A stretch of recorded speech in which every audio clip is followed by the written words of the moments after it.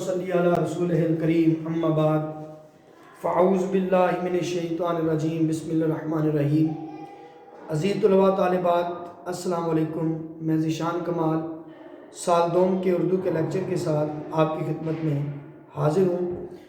بچوں، آج ہمارا یہ علامہ اقبال رحمۃ اللہ علیہ کی شامل نصاب دوسری غزل کا آخری لیکچر ہونے جا رہا ہے۔ تو بچوں شعر سمجھیے گا کہ میرے قدو کو غنیمت سمجھ کہ بادائے ناب نہ مدرسے میں ہے باقی نہ خانقاہ میں ہے۔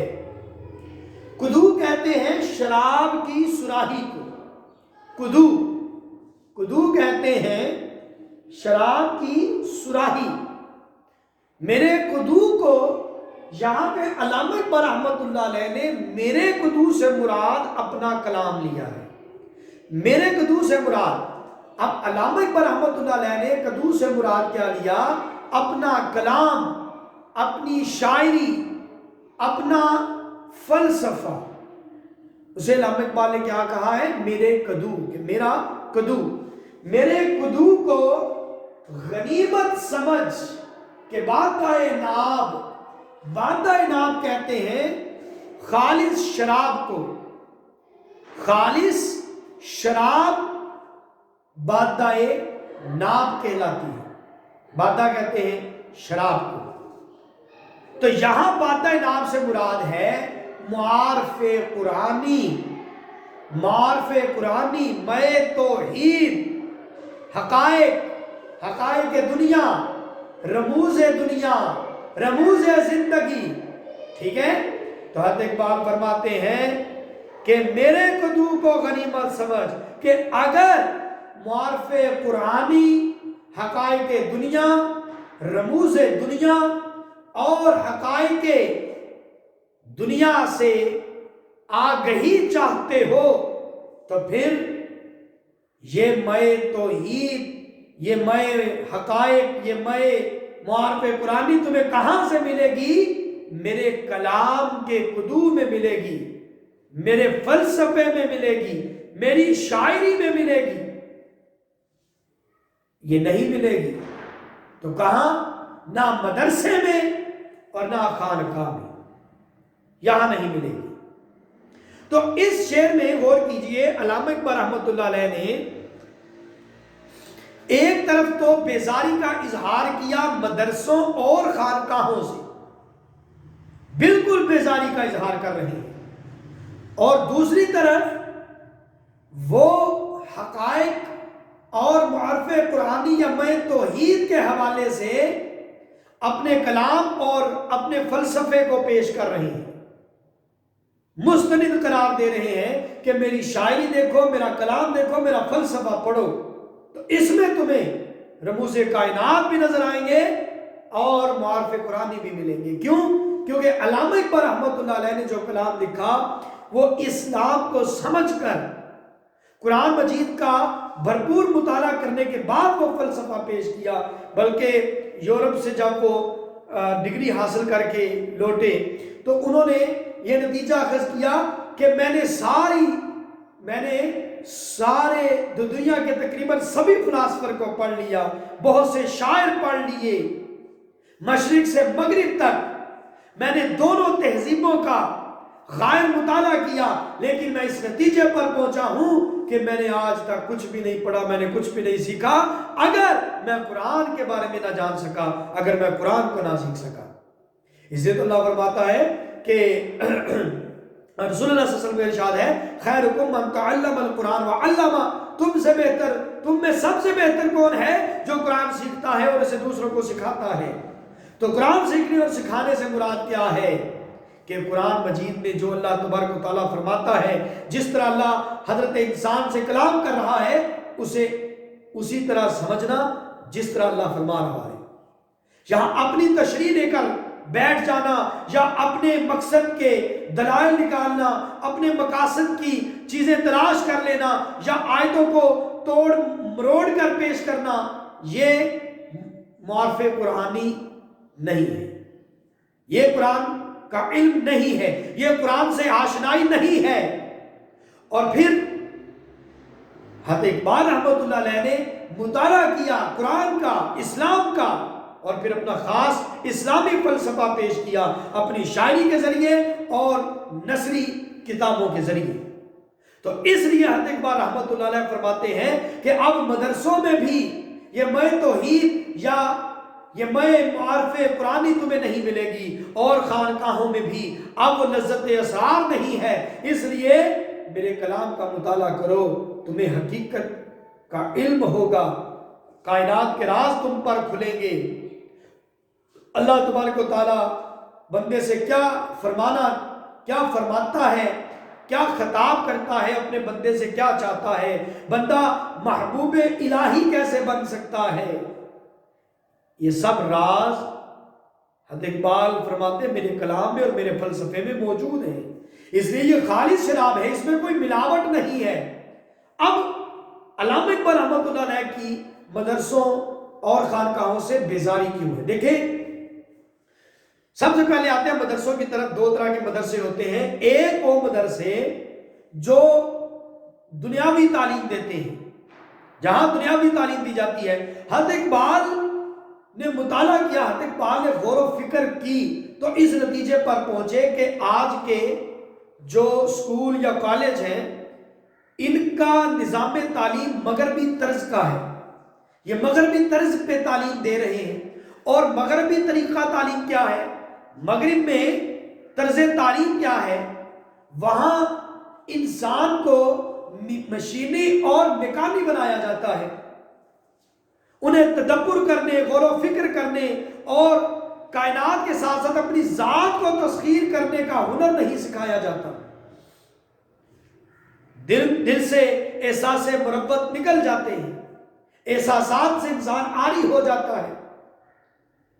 تو اس لیے حضرت اقبال اس نظام تعلیم کے خلاف جو خود فرماتے ہیں، شکایت ہے مجھے یا رب، یہ نوٹ کر لیجئے، شکایت ہے مجھے یا رب خداوندان مکتب سے، شکایت ہے مجھے یا رب خداوندان مکتب سے، سبق شاہین بچوں کو دیتے ہیں خاک بازی کا۔ تو حضرت اقبال کے مطابق یہ شاہین نوجوان، یہ شاہین بچے جن کی پرواز مقام لاہوت تک ستاروں سے آگے ہونی چاہیے، لیکن یہ اسی دنیا کی مشینوں میں پھنسا ہوا ہے، الجھا ہوا ہے، یہ ابھی تک اس دنیا کے سرکل سے، اس دنیا کے فریم آف ریفرنس سے باہر نہیں آیا، ابھی تک یہ اپنی ذات میں الجھا ہوا ہے۔ کیوں؟ کیونکہ یہ نظام تعلیم انہیں اپنی ذات سے نکال کر کائنات کا سفر کرنے، اپنی کائنات کا سفر طے کرنے، تزکیہ نفس کرنے کا ہنر نہیں سکھاتا۔ اور دوسرے مدرسے یہ دینی مدارس ہیں، جہاں پہ قرآن و حدیث کا علم دیا جاتا ہے، فقہ کا علم دیا جاتا ہے۔ حضرت اقبال نے دیکھا کہ یہ مدرسے اجتہاد سے خالی ہیں، یعنی یہ 2 رکعت کی امامت کو کائنات کی امامت سمجھ کر اسی پر اکتفا کیے ہوئے ہیں، اور وہی پرانے دور کی تشریحات لیے بیٹھے ہیں، انہی کو آگے منتقل کر رہے ہیں، بچوں کو رٹائے جاتے ہیں وہ درس و سبق، جبکہ انہیں غور و فکر کرنے، نئے دور کے مطابق چلنے اور اجتہاد کا رستہ اختیار کرنے کا کوئی سبق نہیں دیا جاتا۔ اس لیے یہ دینی مدارس اب جمود کا شکار ہو چکے ہیں۔ اور تیسرا، اب یہ تو ہو گئے مدارس، اس لیے اقبال فرماتے ہیں نہ دنیاوی علم دینے والے مدارس سے کچھ حاصل ہو سکتا ہے، اور نہ یہ دینی مدارس ہی تمہیں آگے لے جانے اور کائنات کے اسرار سے پردہ اٹھانے میں مدد دے سکتے ہیں۔ آپ دیکھیں، جو دینی مدارس ہیں، انہوں نے حضرت اقبال کے مطابق انہوں نے کیا کیا؟ انہوں نے سائنس اور مذہب کو بالکل نہ کر دیا، اور بعض تو ایسے علماء بھی گزرے ہیں جنہوں نے ہر نئی ایجاد کو حرام اور کفر قرار دے دیا۔ ٹیلی پرنٹر آیا تو ٹیلی پرنٹر پہ فتویٰ لگا دیا، بعد میں وہی ٹیلی پرنٹر جائز ہو گیا۔ سپیکر آئے، پہلے سپیکر پہ فتویٰ لگا دیا، اسے حرام قرار دیا۔ بعد میں اسی سپیکر میں انہوں نے انہی سپیکر کو استعمال کیا، انہی سپیکر سے اذانیں گونجی۔ پھر کیمرے آئے، تصویر پر فتوے ہوئے، تصویر پر فتوے ہوئے سے کفر قرار دیا۔ پھر وہی علماء خود کیمروں پر آ گئے، تصویریں بنانے لگے، اپنے چینل بنا لیے۔ اب دیکھیں نا، حضرت اقبال رحمۃ اللہ علیہ جو فرمانا چاہتے ہیں اس بات کو سمجھو، تو حضرت اقبال فرماتے ہیں یہ اجتہاد سے خالی ہے۔ 1857 کی جنگ آزادی ہم کیوں ہارے، ہمیں کیوں شکست ہوئی؟ یہی وجہ تھی کہ ہمارے علماء نے فتویٰ دے دیا تھا ٹیلی پرنٹر کے استعمال پر۔ تو ٹیکنالوجی سے بیزاری کا اظہار کرنا اور پھر 100 سال بعد اسی ٹیکنالوجی کو استعمال کرنا، یہ اجتہاد کے تقاضے نہیں ہیں۔ اس لیے حضرت اقبال بیزار ہوئے۔ پھر دنیاوی مدارس، یہاں پہ عریانی فحاشی سکھائی جاتی ہے کالجوں یونیورسٹیوں میں، تعلیم نہیں ہے، تعلیم کم ہے، اور آپ خود جانتے ہیں نمبرات کی دوڑ لگی ہوئی ہے۔ رٹی پہلے سے جو نظریات اور فلسفے یا تھیوریز پیش کر دی گئی ہیں انہی کو رٹے لگائے جا رہے ہیں، اور اپنا کوئی نظریہ نہیں، اپنی کوئی تھیوری نہیں، اپنا کوئی کام نہیں ہو رہا۔ یونیورسٹیوں میں بچے جاتے ہیں اور نئے نئے فیشن سیکھتے ہیں، اور گرومنگ کسے کہتے ہیں؟ گرومنگ کس کو کہتے ہیں؟ اگر کپڑے پہننے کا ڈھنگ آ گیا، فیشن کرنے کا ڈھنگ آ گیا، یہ گرومنگ ہے۔ حالانکہ گرومنگ کا مطلب کیا ہے؟ تمہارے نظریات بدلے، کوئی نئی چیز ایجاد کرنے کا فن پیدا ہو تمہارے اندر، اتنی صلاحیت پیدا ہو، اختراع ایجاد کی طرف تمہارا رجحان بڑھے۔ کیا سیکھا؟ کچھ بھی نہیں، جیسے گئے تھے ویسے ہی واپس آ گئے۔ ہاں، کپڑے پہننے کا ڈھنگ سیکھ لیا، فیشن کرنے کے نئے نئے انداز سیکھ لیے، نیا کیا سیکھا؟ کائنات کے کس راز سے پردہ اٹھایا؟ بھائی زمین سے کون سی چیز تلاش نکالی؟ کیسے کون سے ستاروں پر کمندیں ڈال لی؟ کون سا نیا نسخہ ایجاد کر لیا؟ کون سی دوا تیار کر لی؟ کون سی تحقیق کی؟ اور تحقیقی مقالے دیکھ لیجئے، پہلے سے موجود نظریات میں تھوڑی سی امینڈمنٹ کر کے، تھوڑی سی تبدیلی کر کے تحقیقی مقالہ پیش کر دیا جاتا ہے۔ کیا یہ اجتہاد ہے؟ کیا یہ سیکھا جاتا ہے مدرسوں میں؟ تو یہ مدرسے بھی خالی ہیں۔ ٹیڑھا منہ کر کے انگلش بول لینا یہ کوئی سیکھنا نہیں ہے۔ سیکھنا، ایجاد کرنا، کائنات کے اسرار سے پردہ اٹھانا، بھید کھولنا، آگے بڑھنا، یہ کچھ اور ہے۔ اس لیے حضرت اقبال فرماتے ہیں کہ یہ دنیاوی مدرسے بھی ناکام ہو چکے ہیں۔ اب آتے خانقاہ۔ خانقاہ یہ درویشوں اور فقیروں کی خانقاہیں، جہاں انسان کو تزکیہ نفس، تربیت درون اور تربیت نفس کی ترغیب اور تربیت دی جاتی ہے، تلقین کی جاتی ہے، تربیت دی جاتی ہے، انسان کی تربیت کی جاتی ہے، روحانی تربیت کی جاتی ہے، تاکہ انسان اپنی ذات کا سفر طے کرے، اللہ کے قریب ہو جائے، وہ دنیا میں اپنی یہاں سے بے نیاز ہو کر فقط اللہ کا محتاج ہو جائے۔ لیکن اب دیکھیں، ایک دور تھا جب ان خانقاہوں میں تربیت ہوتی تھی، تزکیہ نفس کی تربیت دی جاتی تھی، تربیت درون کا مرحلہ بخوبی طریق احسن ادا ہوتا تھا۔ بڑے بڑے علماء اور مشائخ، بڑے صوفیاء اور اولیاء انہی خانقاہوں سے پیدا ہوئے۔ لیکن اب یہ خانقاہیں رہبانیت کے اڈے بن گئے ہیں۔